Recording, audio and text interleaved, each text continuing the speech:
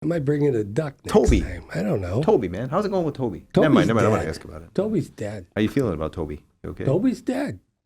Okay. She walked out We're in the talking about backyard Toby. and had a heart attack. Okay. That was his pet dog. So, all right, here we go. 15 Ready? years old. Here we go.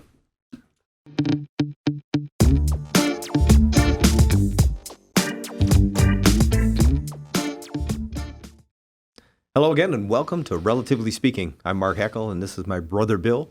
Kind of talking to you some stuff that's going on in and around Macomb County, and one of the topics we're going to be talking about today is animals. And I know I got my pet dog, Lucy. Love her to death. She's wonderful. Sheltie. Had her for about 3-4 years now. Good family friend. But you, unfortunately, had the loss of your pet. Well, Toby? Labradoodle for 15 years, about 15 years. Never got sick, never had to take her to the vet other than kennel cough, and that wasn't our fault for Still gotta taking be her a to little tough, kennel. though. But it was great, yeah. You miss her. You get another one?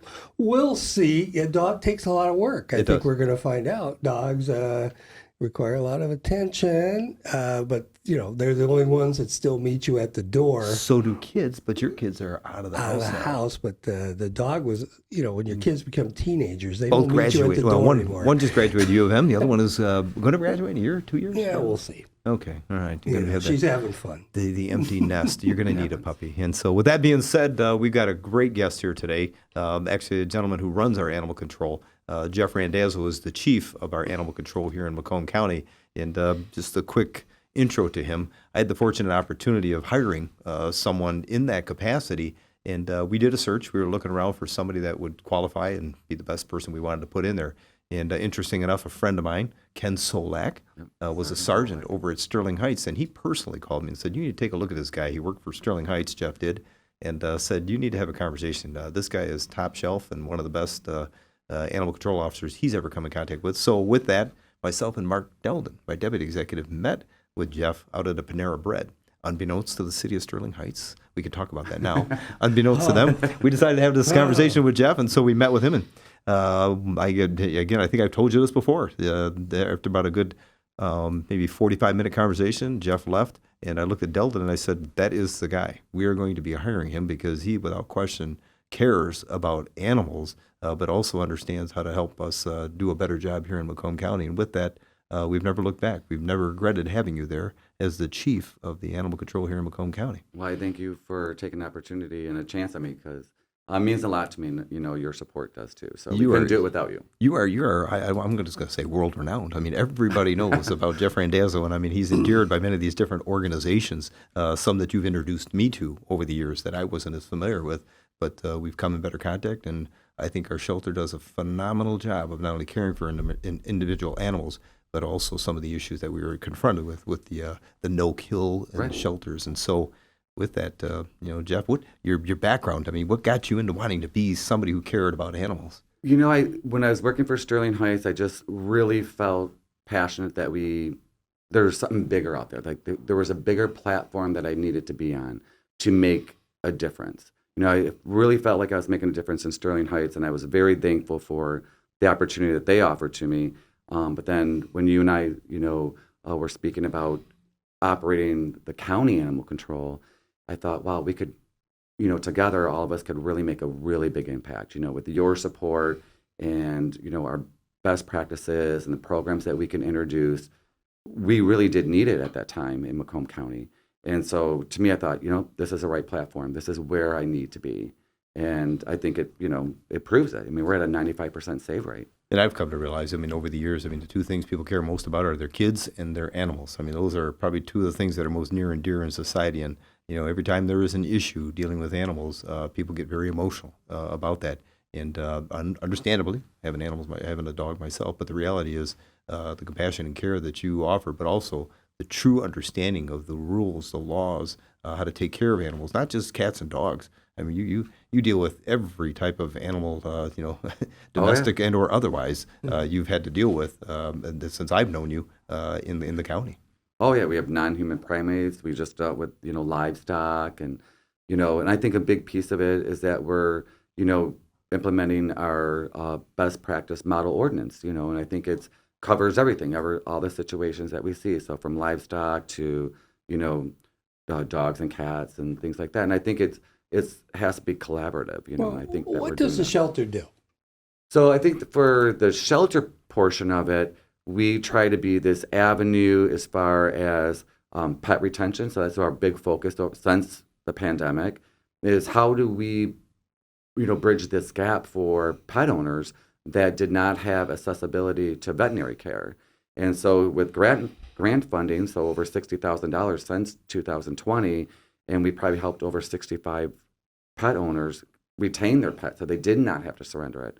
And we have one currently running right now that if people go to our Macomb County Animal Control website, they could see that we have, up to $500 we could help a pet owner, retain their pet. So maybe they're having financial struggles. So that's one portion of what the shelter piece does. Let me hit that real quick. We do have a nonprofit, and for the animal shelter is a 501c3. Where Correct. people are looking for some place to donate where we can help take care of or care for pets. I can get that out there. So if anybody who happens to be listening thinks, you know what, maybe that would be a good write-off for me, or I do want to give or donate, they can go to macombgov.org, click on the icon for the animal control, and find a way to go ahead and donate to this 501c3. Absolutely. So going back to the shelter, that's an important piece that you brought up because without the donations, we would not be able to have this life-saving programs like the pet retention. Then the community cat program that we have. Just this last year, we teamed up with Bissell Pet Foundation, plus we had some funding through our donations, and we spayed and neutered and vaccinated over 400 cats in Macomb County. And I think that's huge when you think of, how many cats that were impacted and families were impacted. And the from that. location of the facility is on Dunham Road, just kind of behind the jail, I guess the best way of Correct. putting it. So Elizabeth and Right off Groesbeck. Elizabeth.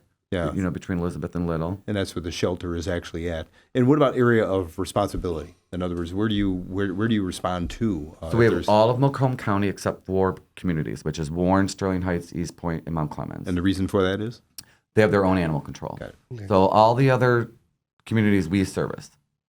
So if you think about Macomb County as a whole, that's a tremendous amount of residents to service.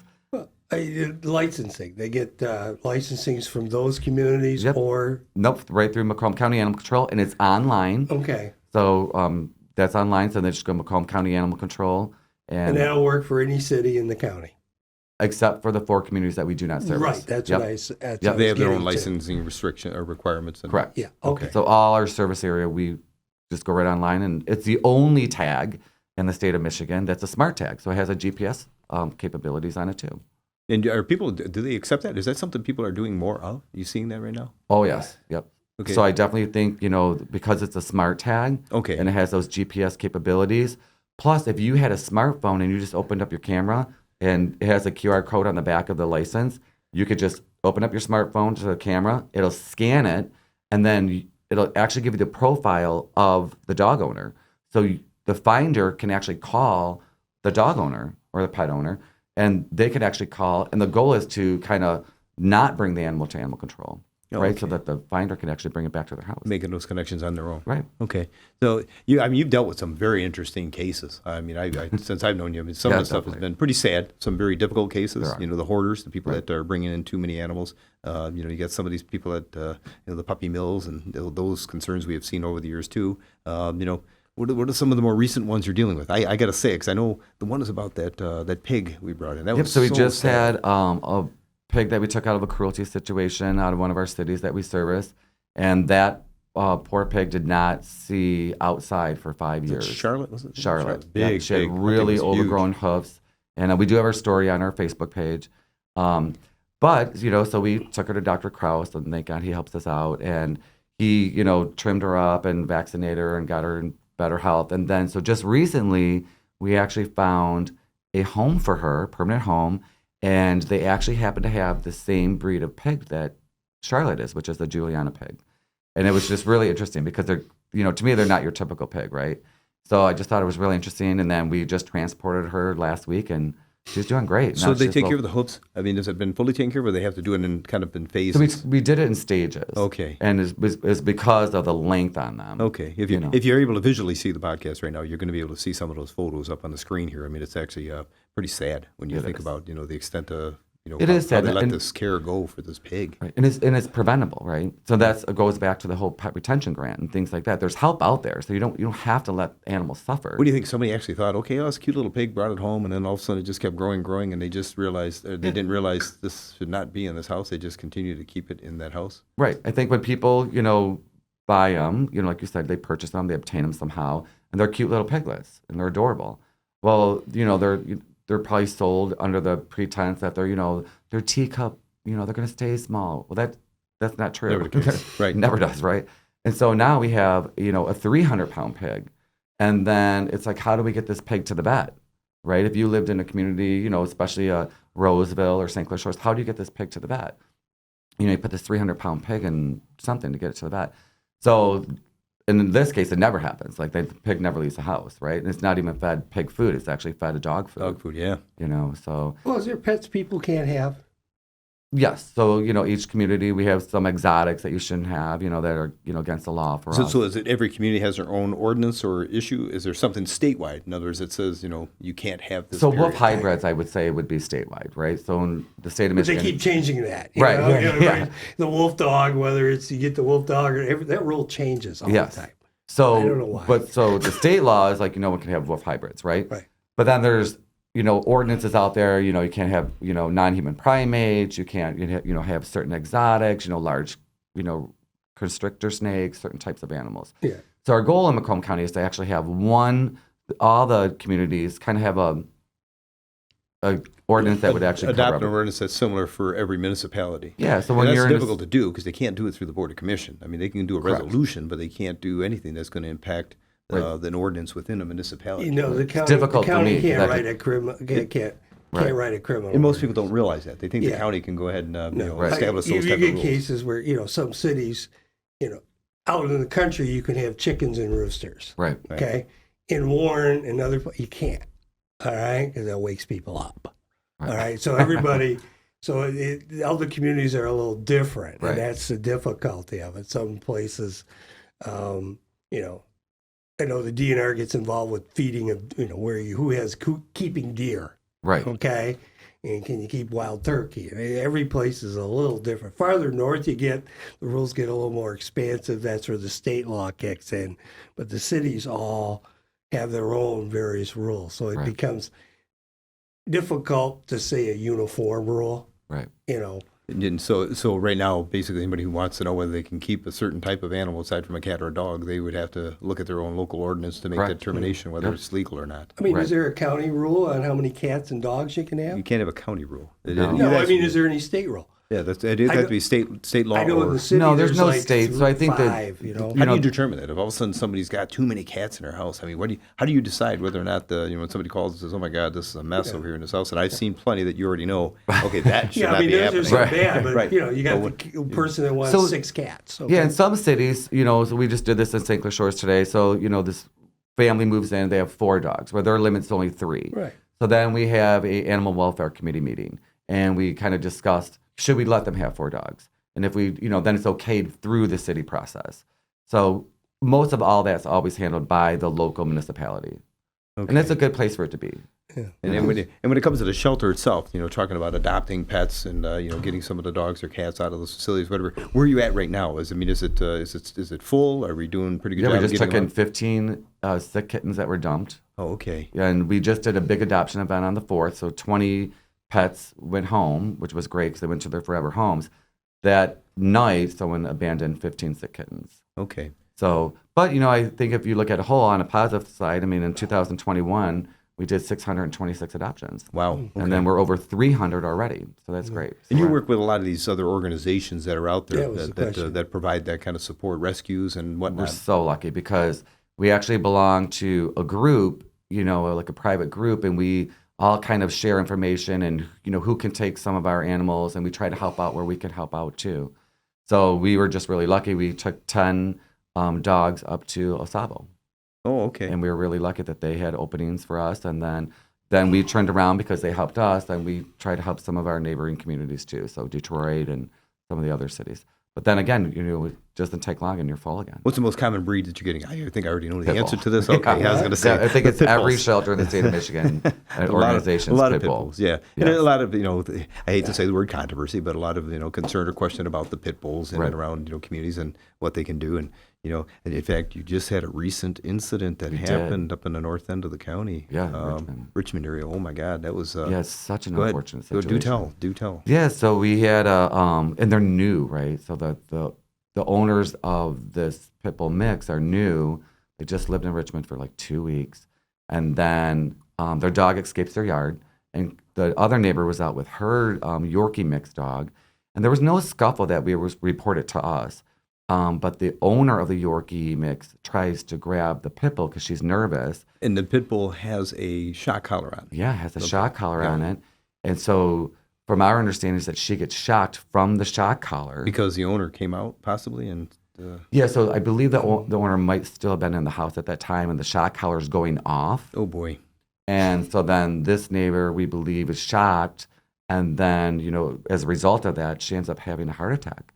Well- And so 911, the first responders show up, and they're doing CPR, and they take her to the hospital. And unfortunately, she's put into ICU.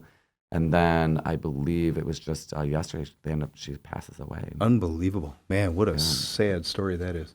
Yeah, that's horrific. But again, those are things that you have to respond to. And Yeah, I mean, try what's to the address. procedure? You get dog and cat bites. Or, So then we in this situation we actually removed the dog from the home, right? And so we're working with Richmond. You guys have the full authority to do that. You don't need a search warrant. You don't need an arrest warrant, so to speak. You No, can, not when there's a situation like this. So it's it's kind of written to most municipalities that we have this authority. But the dog didn't seem like it really did anything wrong. No, it didn't. So then the lady actually falls on the dog, right? So when the lady gets shocked or whatever, she passes out or whatever happens, and she falls on this dog, and then the dog at that time does bite her. But it's, Probably because it's scary. yeah, because It's when being you attacked. land on the right, dog, right? Yeah. And then then that incident of the heart attack is taking place, right? So in this case, we actually have the dog over at animal control right now, and we're holding it for its quarantine period. It's completely vaccinated, and it's the owners of that dog are brand new to Richmond and to Michigan. They just moved in from Florida. They got to be devastated. Oh, and the whole town, because Richmond's a really close knit Yeah, network. they are. Yeah. So I just feel terrible for everybody like, involved. most dogs and cats do what dogs and cats do. They don't do wrong. I mean, loose dog. Well, you open the door, the dog is going to go.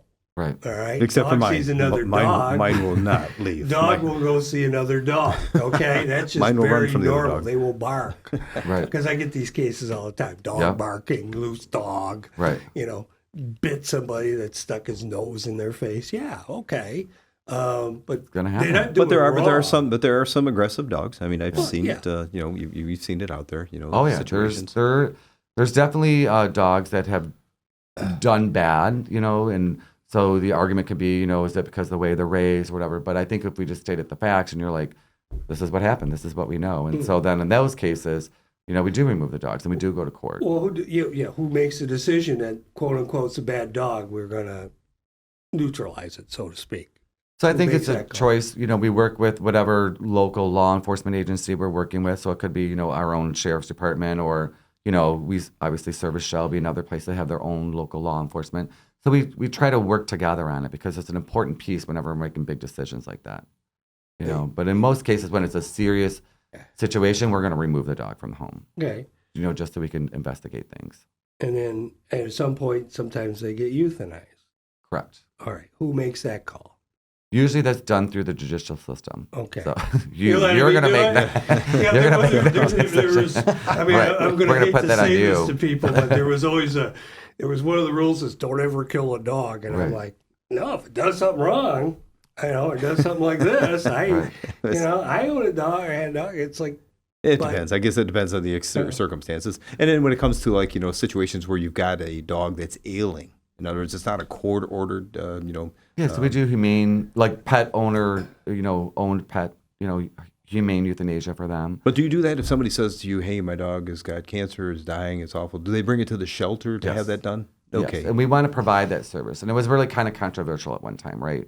But I kind of feel like this. I feel like, for us, if we don't kind of be an avenue for those pet owners and those pet parents, I don't want it to be where an animal would be sitting at home suffering because they cannot afford to take it to their local vet and pay that expense. So there is a cost to it, but if someone couldn't afford it, we help subsidize those costs. Who pays? Who budgets it?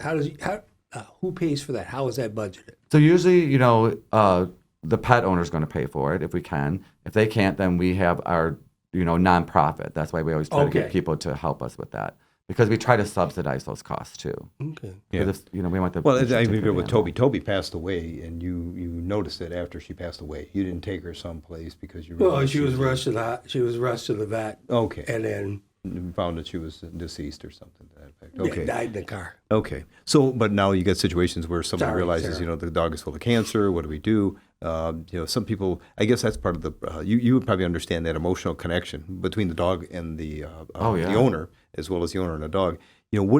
Some people often say that, I don't know if I'd want to be in the room while they're doing it. And yet there's others that say, I want to be in the room while they're doing it because that's that last memory the dog is going to have, of me handing them off to somebody, or at least me being there comforting it when it, when it passes. I mean, is there something to that? I mean, it's a Yeah, I mean, I've done this for years, right? So, I mean, I think it's something you never ever get used to. But I think that it's important that we're kind of there for the residents because sometimes they're in a situation where, am I making the right decision? Right. Is now the time. And so we, look at their vet records with them. We talk to their vet as well. And it's kind of like, yeah, it's definitely time that, the dog has cancer or the pet has cancer. And we're like, you are doing the right thing. And we have an amazing staff and they're state certified and we send them to all kind of training for this.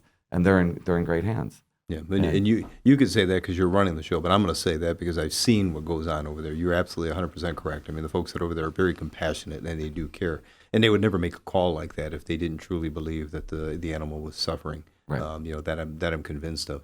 So, but that's got to be a difficult thing. I mean, even being there with that other family, not knowing the animal yourself directly, and still having to be part of that process. When I think we all can relate to it, right? So when you're seeing somebody with their pet, most of us all have pets, and most of them are all rescued pets too. So I think that we, personalize it too, right? So it's like we do know what you're going to go through, and we're going to go through it, or we've already been through it. Yeah. And so I think because we see it so much, we want to make sure that we're there for them too. My neighbors just dealt with it. I was just at the fence line talking to my neighbor behind me, and their dog Buster was about 15, 16 years of age, and lost its hearing. It was not eating. It was having all those problems. And about 2 or 3 days later, I didn't see Buster outside. And finally, they came to the fence line and said that we had to take it to a veterinary hospital and had euthanized. It was one of the most traumatic things they'd ever gone through. Just listening to them, you could tell they were all teared up while they were talking about it. And, Well, they're I part feel of our bad for them as they're family. sitting there talking. I'm getting choked up, thinking, Right. "Oh my God, how Yeah. sad." You deal with the people that are sitting. The businesses where people drop off their dogs so they go to work. Okay, and you got the house, that person's full of 9 dogs running around. You deal with that much at all? With the dogs like inside their house, like having all those dogs. There's people run a private business basically of I'll watch your dog while you go to work, and then they come back and you can deal with that at all? No, we don't really see much of that. Okay. What we're seeing a lot of right now, and really has picked up in the last month, is that people will bring us a stray, Yeah. and it's not a stray. Oh. It's their dog. Oh. And they want to get rid of it. Yeah. They're trying to unload it. They're trying to unload it. And so then they're, oh, I just found this dog at George Park. That's what happened today with 2 Rottweilers. Oh. I'm like, you did not just go up to 2 random So do you Rottweilers. challenge them? Do you challenge them? Yeah, and the dog's microchipped to them. Oh, good for you. Okay. Oh, that so was, we have a whole system. that was not good. But an owner can say, I want It's not me. But that's not my dog. I just found it. You do the microchip and it comes back to them. euthanize their dog, can't they? But we're not going to euthanize a healthy dog, Oh, right? you aren't. No, our Macomb County Animal Control is not going to euthanize Okay, a healthy the dog. vet could. Right. Okay.